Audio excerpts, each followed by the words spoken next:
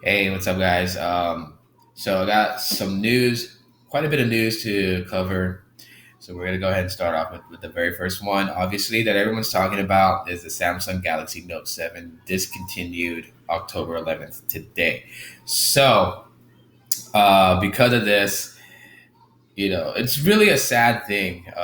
Several of my friends pretty much hit me up with it because I'm always late to the game when it comes to these news coverage. So, shout out to Tony, shout out to Ron for hitting me up and letting me know that this was actually it. Um, when the first recall happened with Samsung and everything, I thought it was like, hey, Samsung's taking care of business. People that had a Note 7 that were worried if their device was susceptible to a battery explosion. Samsung basically took care of it. So, it was always great to know that a company like that has your back. Problem with it is that over time, different devices have been noted to explode. Like an S7 Edge was noted to explode, Galaxy Core Prime, and so on. And it just didn't look good for Samsung for quite some time. Um, so anyways, they did the first recall. They re-put out the Note 7, and they had all these little indicators to know that these were the replacements to the first wave of Note 7s. And you could tell because the battery icon was green instead of gray. So that let you know that it was the second wave of Note 7s that was supposed to be safe. There was talks all this time about that, the battery never really charged 100% on the second wave of Note 7s, that it actually only charged up to 60%, even though the indicator said 100. So there was a lot of things that it was just a talk for the longest time. And of course, the way that society is today, basically, there was just a mass flood of jokes and memes and parodies of Samsung Note 7s exploding. So, um, it gets kind of crazy. But now, some more cases of Note 7 exploding and Samsung basically pulling the plug. Like, that's it, even with the second wave of Note 7s, and another case is reported of a Note 7 exploding. I think several people were talking about that one major story, I guess, about a guy having a Note 7 that exploded and smoked on the plane or something like that. Uh, I didn't actually read the story on it. I just seen a lot of people talk about it, and there was some red flags of the guy's story or whatever. But because of that, today is that day where basically Samsung just pulled the plug on the Note 7. There's just too much controversy around the device. Seems like that Samsung can't get it right to the public's eye. Consumers, not techies, but just basic consumers are just fully in fear of having a Note 7. They would rather get something else because they don't know all the technicalities involved in all this, and they don't really immerse themselves in the world of mobile technology and everything like that. So they just know what's reported on the news and what's said, amongst their fellow friends at work and whatnot. So they're like, normal consumers just don't want the Note 7 anymore. It's too much of a threat and too dangerous for them to actually have it. So um, the Note 7, as of right now, is discontinued. It does say that its predecessor is a Note 5. They have like this whole thing on it where they tell you the release date. The release date was August 19th.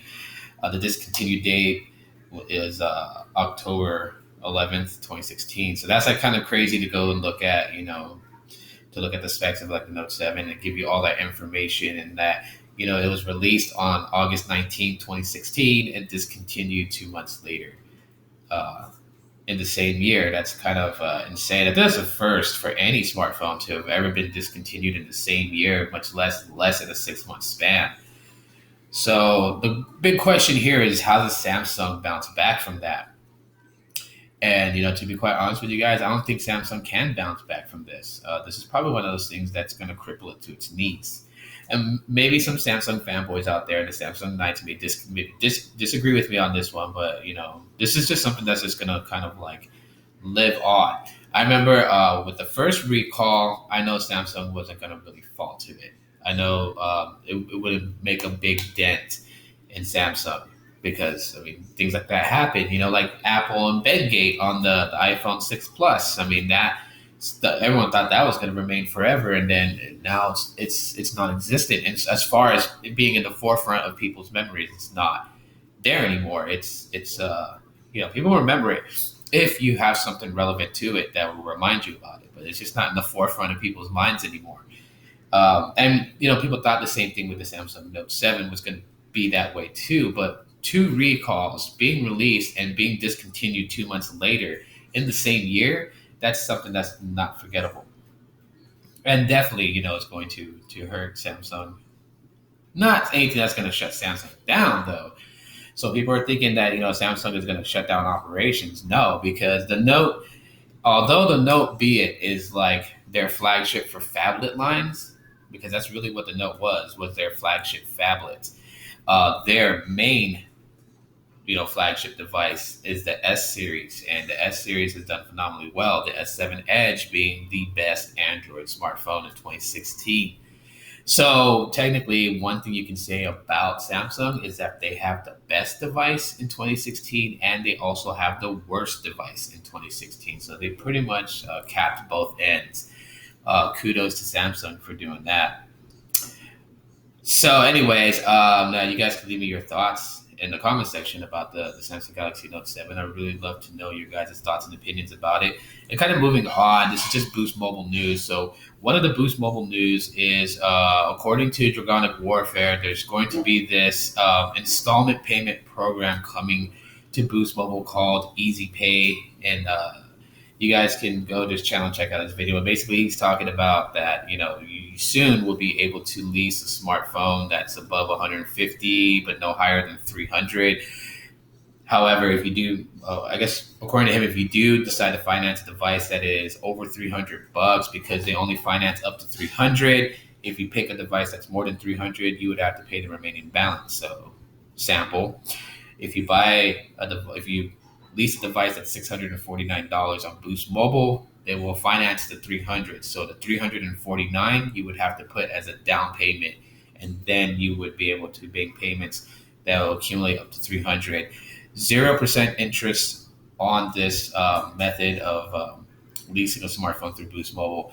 But here's how I find it to be ridiculous, because it's officially released today. So at Boost Mobile, you should be able to lease a smartphone if you have made 12 on-time payments prior to today and going forward in the future. So if you're not eligible to lease a phone today on the Easy Pay plan, give it 12 months and pay on time, and you'll be eligible to basically use that method to get a new phone on Boost Mobile.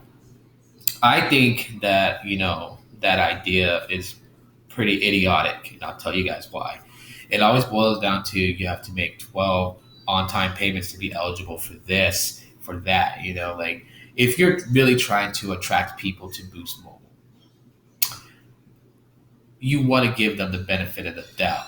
I could understand if they're like, you have to make 4 on-time payments or even 3 on-time payments, like, because I know they don't run your credit, and that's part of the reason why it is a good thing, is that they're not running your credit for this. So your credit is not, touched in any way. However, still, basically 1 year of on-time payments.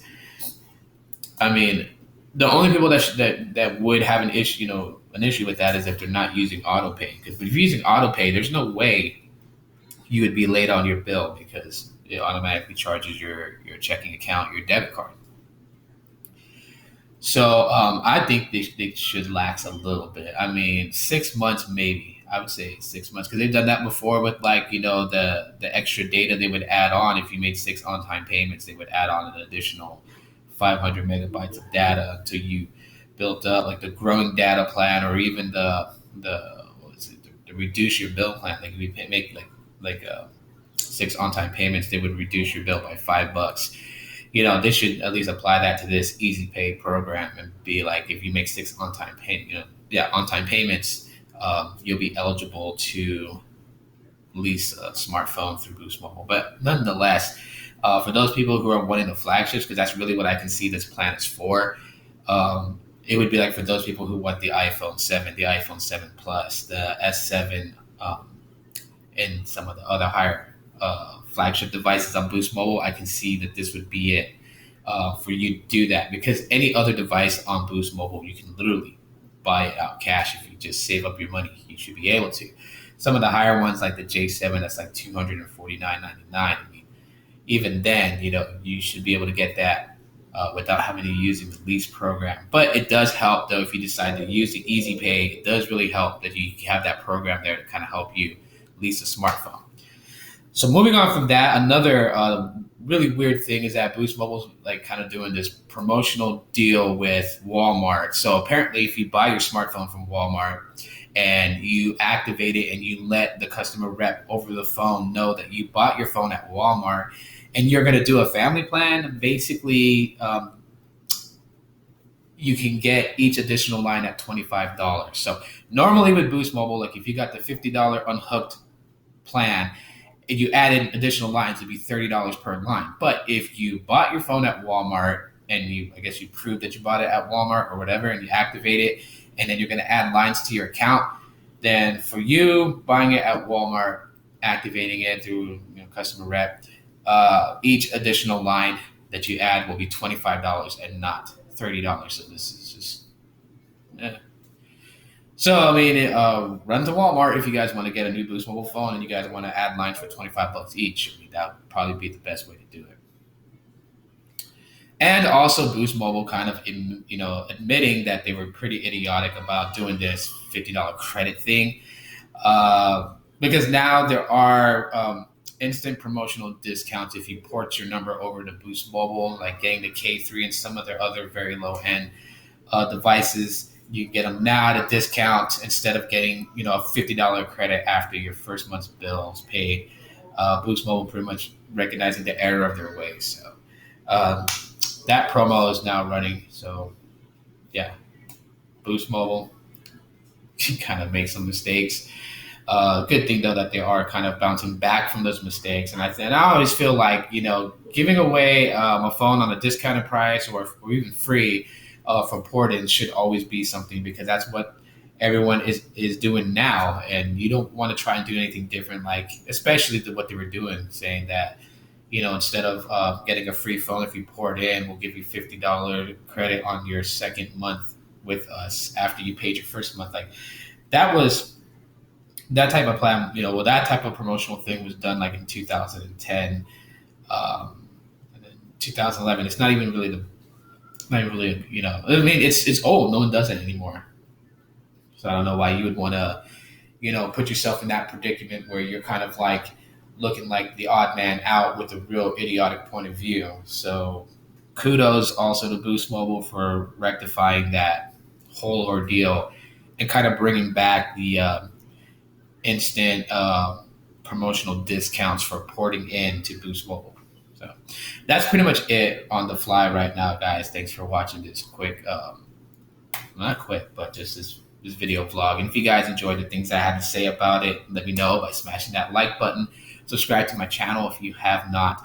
And please, for all the topics that I discussed right now, please feel free to elaborate even further on, what I said by offering your thoughts and opinions about it. I would deeply appreciate that if you guys did. It's always good to know what you guys think. And as always, to close this out, you will see me in the next video. Thank you for watching. Aloha.